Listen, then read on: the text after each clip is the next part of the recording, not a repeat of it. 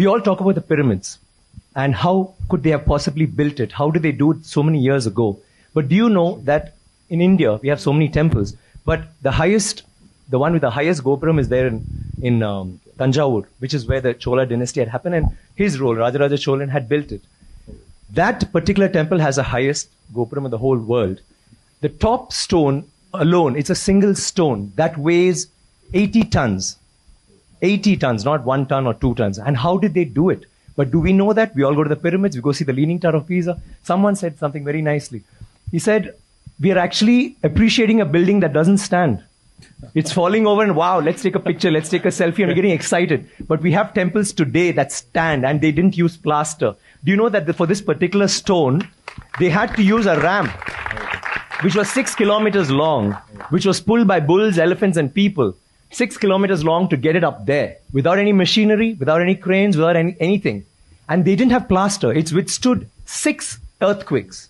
You know what happens when an earthquake comes? Without plaster. What they have done is they have an outer wall. Then inside that, they have a corridor of 6 feet, which is an open, just a corridor. And then they have another structure inside, which goes all the way to the top, which is why they can withstand earthquakes, which is why they stood so long.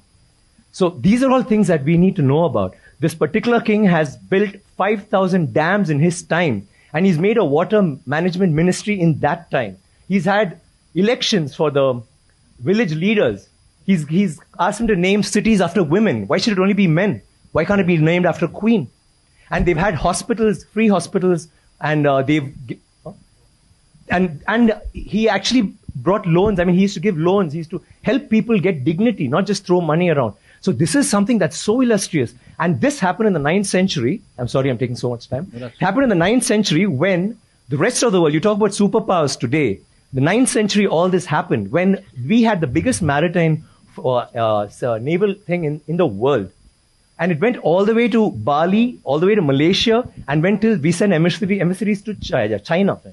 And you know what was the superpower doing then? America hadn't been discovered by Columbus till 500 years later. So think about our culture, think about how advanced we were. We need to be proud of this. It's nothing to do with North India, South India, West India, East India. It is, we are Indians. And we need to feel proud about that.